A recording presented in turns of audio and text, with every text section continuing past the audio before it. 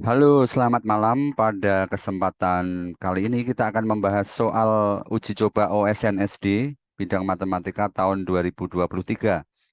Uji coba berlangsung hari ini tanggal 29 April 2023 ya, tadi pukul 10 sampai 11 pagi. Langsung saja nomor satu, pekerja golongan satu menerima gaji sebesar 4 juta rupiah, kemudian mendapat potongan pajak sebesar 5%. Pekerja golongan 2 mendapat potongan pajak sebesar 20%. Berapa gaji pekerja golongan 2 agar mendapatkan penerimaan uang 400.000 lebih banyak dari penerimaan uang pekerja golongan satu? Nah, ini mudah saja ya. Kita langsung saja bahwa gaji yang diterima pekerja golongan satu setelah dipotong pajak adalah 95% kali 4 juta. Hasilnya 3.800.000. Karena secara total itu kan 100% ya. Kalau dipotong 5%, maka yang diterima adalah 95% dari gaji eh, yang diterimanya ya, yang dibayarkan oleh perusahaan. Supaya pekerja golongan 2 menerima 400 lebih banyak, maka ini harus ditambah 400, 3.800-nya ya, menjadi 4.200.000. Nah, ini adalah yang diterima oleh pekerja golongan 2. Berarti ini setelah dipotong pajak 20%.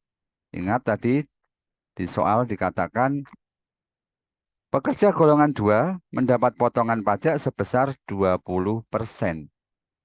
Sehingga 4.200.000 ini adalah 80% dari gaji pekerja golongan 2. Nah, kalau mau mencari gaji pekerja golongan 2 tinggal dibalik saja ya. Kalau 80% itu 80 per 100, maka kalau mau mencari 100%-nya, dibalik saja. 100 per 80 kali 4.200.000. Hasilnya 5.250.000 atau B. Saya beri catatan soal ini memerlukan keahlian atau kemampuan tentang persentase. Nomor 2. Pak Guru mengendarai sepeda motor dari sekolah ke rumah dengan kecepatan rata-rata 50 kilometer per jam. Artinya ini artinya 1 jam Pak Guru menempuh jarak 50 kilometer. Ya, itu pengertian kecepatan ya, dilihat dari satuannya. Dalam perjalanannya, ia singgah ke toko buku selama 20 menit. Jadi, dari sekolah ke rumah itu mampir ke toko buku dulu 20 menit. Begitu ya. Jika waktu yang diperlukan oleh Pak Guru dari sekolah ke rumah adalah 65 menit, nah ini totalnya ini 65 menit. Ya, kalau tidak mampir toko buku berarti lamanya waktu adalah 65 dikurangi 20 atau 45 menit. Gitu ya. Kita lihat apa yang sudah saya tulis. Jadi di sini kita pakai rumus jarak itu kecepatan kali waktu. Kecepatannya 50 kilometer per jam. Waktunya ingat tadi 65 dikurangi 20 ya. 45 menit. Nah, ini dijadikan jam. Ya, supaya sama dengan satuan kecepatan di mana di sini adalah kilometer per jam. Jadi menit ini dijadikan jam, 45 menit adalah 3 per 4 jam. Berarti 50 kilometer per jam dikali 30, sorry, dikali 3 per 4 jam. Coret jamnya jadi kilometer saja kan, lalu 150 ya, 50 kali 3 dibagi 4, 37,5 kilometer. Jawabannya C. Mudah ya. Nomor 3, terdapat 12 komputer yang digunakan oleh 42 siswa secara bergantian. Jika setiap siswa menggunakan tepat satu komputer dan tidak ada komputer yang digunakan oleh lebih dari 6 siswa, maka banyak komputer yang digunakan paling sedikit 3 siswa atau lebih adalah, nah ini butuh eh, pemahaman yang cukup baik ya. eh, supaya kita tahu ceritanya itu bagaimana begitu. Nah, perhatikan 12 komputer digunakan oleh 42 siswa. Bergantian ya. Nah, kita misalkan bahwa banyak komputer yang digunakan oleh paling sedikit 3 siswa adalah N. Ya, karena bergantian maka ada yang dipakai oleh 1 siswa, 2 siswa, 3 siswa ya, dan seterusnya. Nah, misalkan banyak komputer yang digunakan oleh paling sedikit 3 siswa adalah N. Dikatakan di soal ini, tidak ada komputer yang digunakan lebih dari 6 siswa. Tidak ada yang digunakan oleh lebih dari 6 siswa. Artinya, setiap komputer paling banyak digunakan oleh 6 siswa. Maka N komputer ini paling banyak digunakan oleh 6N siswa. Ya kan, kalau paling sedikit 3, ini kan artinya bisa lebih dari 3. Ya kan, bisa sama dengan 3. Kalau lebih dari 3 kan bisa 4, 5, 6. Nah, karena maksimal 6, maka maksimalnya adalah 6N. Ya, paling banyak dikali 6 ya. Penggunanya setiap komputer 6, maka kalau banyaknya komputer adalah N, maka ini dikali 6.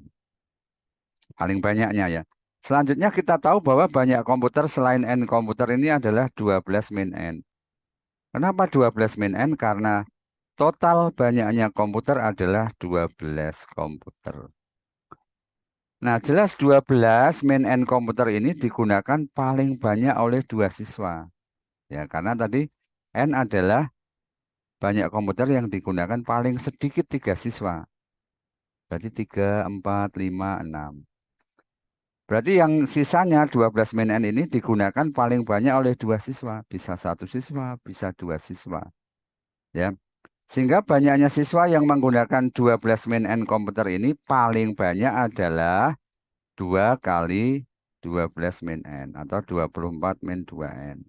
Sama seperti tadi, kalau N ini paling banyak digunakan oleh 6 siswa, maka kalau N komputer, ya, kalau 6 siswa ini kan per komputer. Maka kalau banyaknya komputer adalah N, maka paling banyak penggunaannya adalah 6N siswa.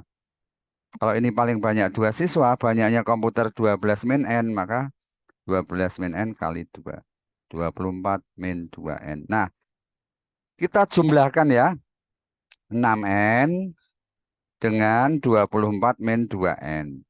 Ya, ini kita jumlahkan hasilnya sama dengan 24 plus 4N. Ini adalah jumlah siswa paling banyak yang menggunakan 12 komputer. Ya. Ingat tadi 6N itu yang komputernya digunakan oleh paling sedikit 3 siswa. 24 min 2N digunakan oleh paling banyak 2 siswa. Kalau ini paling sedikit 3 siswa, berarti 3, 4, 5, 6. Kalau ini paling banyak 2 siswa. Jadi eh, harus dijumlahkan ya. Harus dijumlahkan. Hasilnya 24 plus 4N. Nah, karena jumlah siswa ada 42 dari soal tadi ya, maka 24 plus 4N itu lebih dari atau sama dengan 42. Ya, ya ini siswa paling banyak menggunakan 12 komputer. 4N lebih dari sama dengan 42 min 24, 4N lebih dari sama dengan 8, N lebih dari atau sama dengan 4,5. Karena N bilangan bulat, maka N terkecil adalah 5. Atau jawabannya adalah C ya.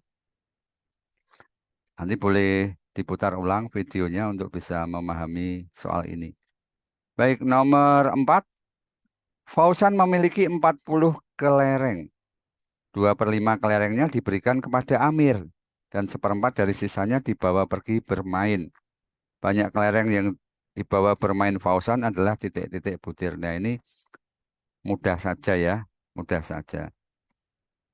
Fauzan punya 40 kelereng. Diberikan kepada Amir 2/5-nya. Berarti 2/5 kali 40. Hasilnya 16.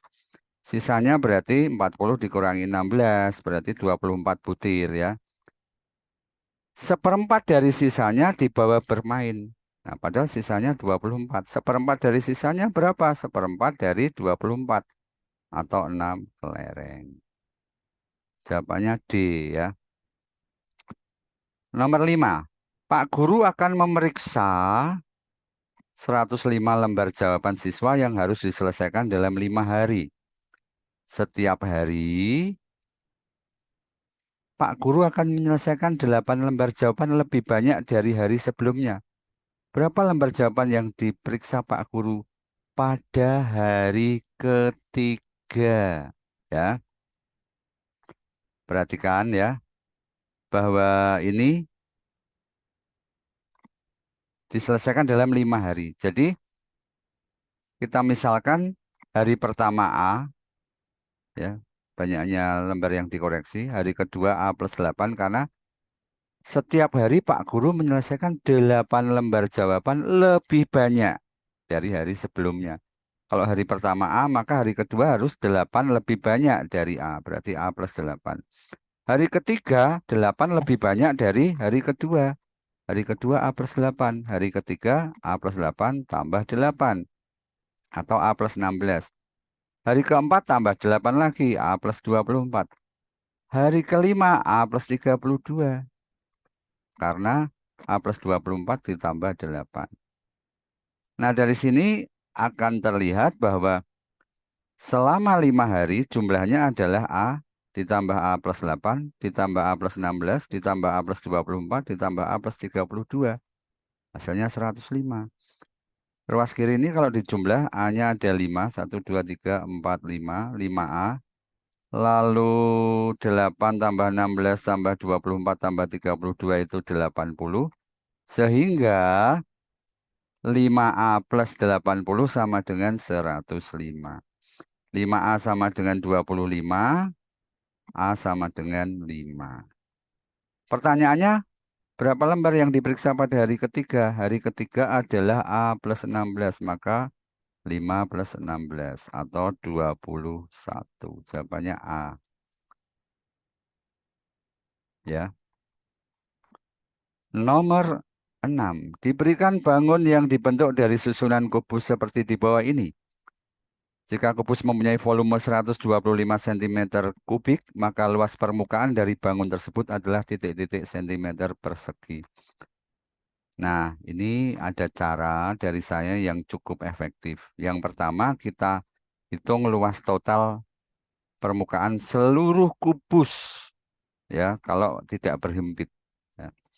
Kita lihat ya, bagaimana menghitungnya. Karena yang diketahui bukan rusuk atau luas sisi, tapi volume. Maka kita tahu bahwa volume kubus A kali A kali A atau A pangkat 3, di mana A adalah panjang rusuknya ini ya. Nah, kubus volumenya 125, maka A kali A kali A sama dengan 125. A-nya sama dengan 5. Kubus memiliki sisi yang semuanya berbentuk persegi, betul ya? Maka luas satu permukaan atau satu sisi kubus adalah 5 kali 5 atau 25 cm persegi. Jelas dari gambar terlihat ada 10 kubus. Nah, ini ada 10 kubus ya. 1, 2, 3, 4, 5, 6, 7, 8, 9, 10. Nah, kubus-kubus itu kalau terpisah satu sama lain, total luas permukaan kubus adalah 10 kubus kali 6 sisi. Ya, setiap kubus punya 6 sisi kali 25. Luas setiap sisinya tadi. Hasilnya 1.500 cm persegi. Nah, ini kalau kubus-kubus itu tidak berhimpit. Nah, selanjutnya kita hitung banyaknya penempelan atau penggabungan atau perhimpitan ya, dua sisi kubus. Maksudnya begini, kalau ini ada kubus dua ini ya, eh dua kubus ini kan berhimpit nih, atau menempel atau menggabung. Nah, ini disebut, saya sebut satu kali penggabungan. Nah, di sini saya tulis penempelan atau penggabungan. Dari gambar, jelas bahwa banyaknya penempelan atau penggabungan dua sisi kubus adalah 9. Coba kita buktikan ada 9 enggak yang menempel ya. Penempelannya ini ya, 1, 2, yang ke bawah ya.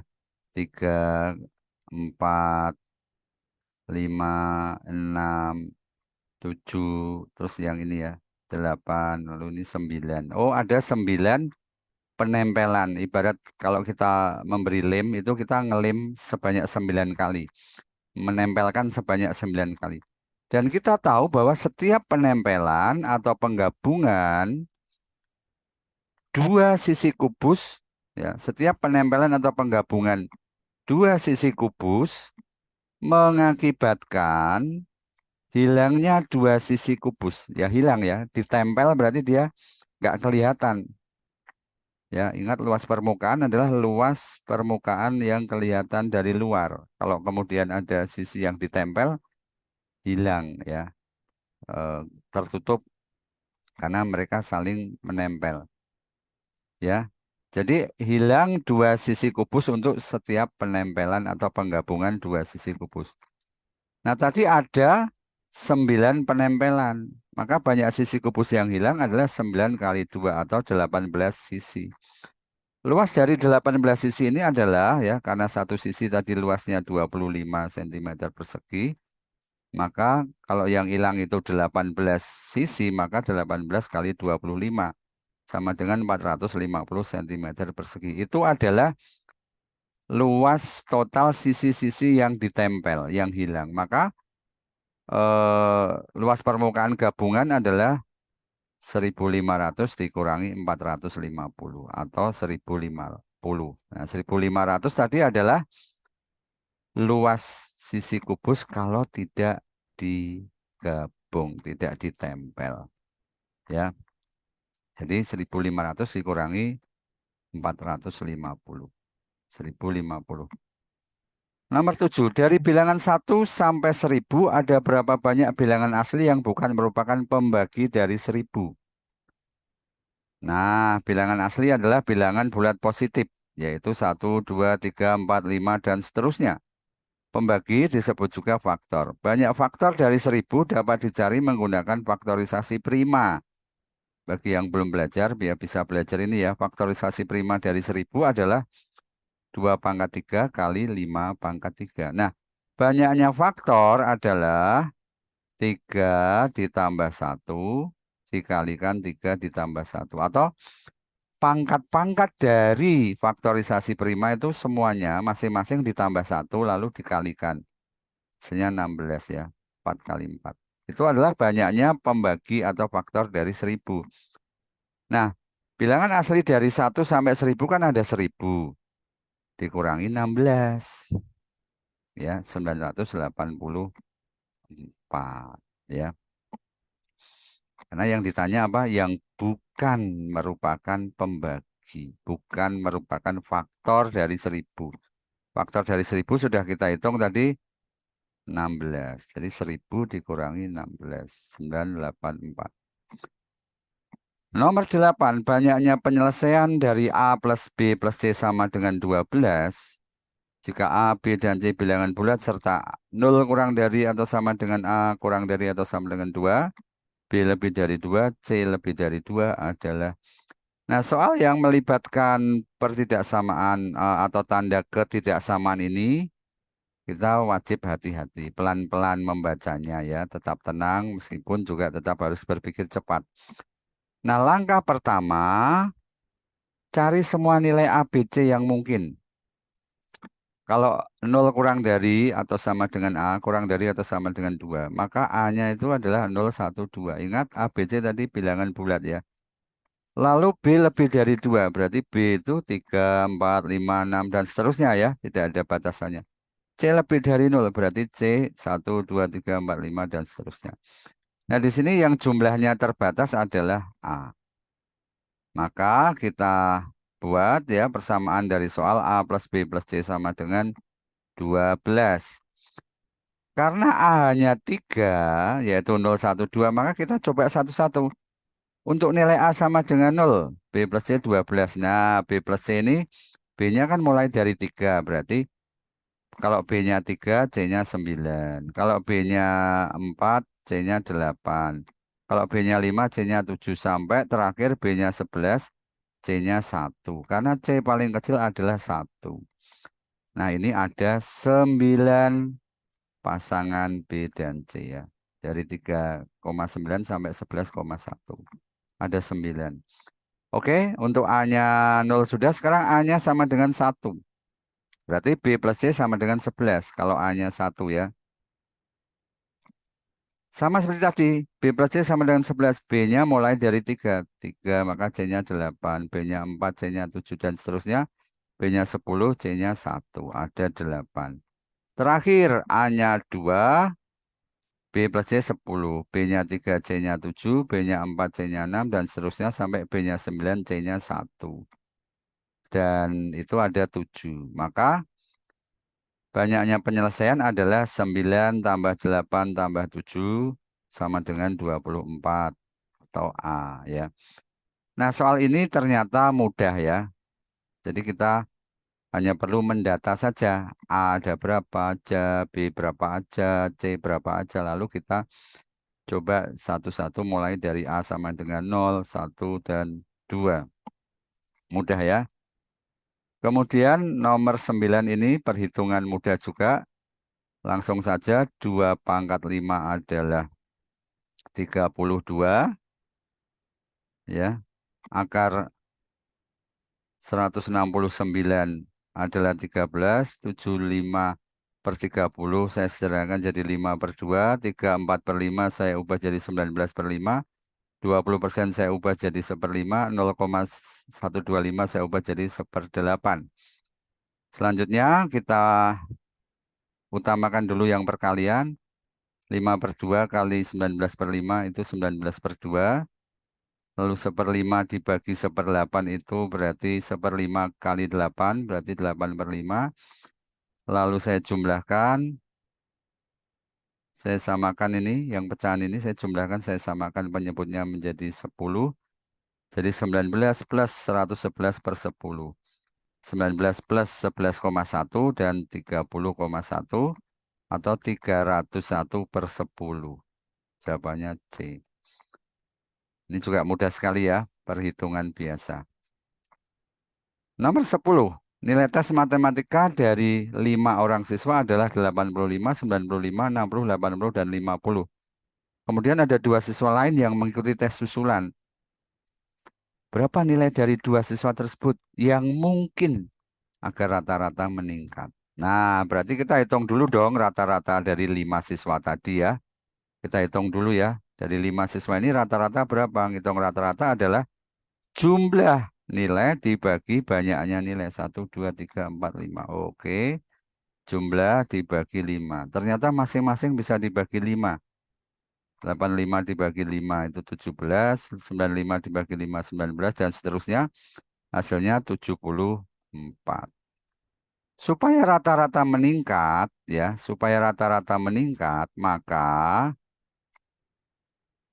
nilai dari 2 siswa yang ikut tes susulan jumlahnya harus lebih dari 74 tambah 74. Kenapa? Karena dia 2 orang ya. Mereka 2 orang. Kalau rata-ratanya 74, maka harus lebih dari 2 kali 74. Atau di sini saya tulis 74 tambah 74, 148. Dari pilihan yang ada, jumlah lebih dari 148 adalah C.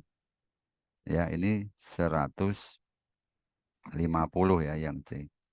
Kalau ini 147. Kalau yang A 138. Kalau yang D 148. Persis ya. Kalau yang D ini sama, nanti rata-ratanya tetap 74 ya.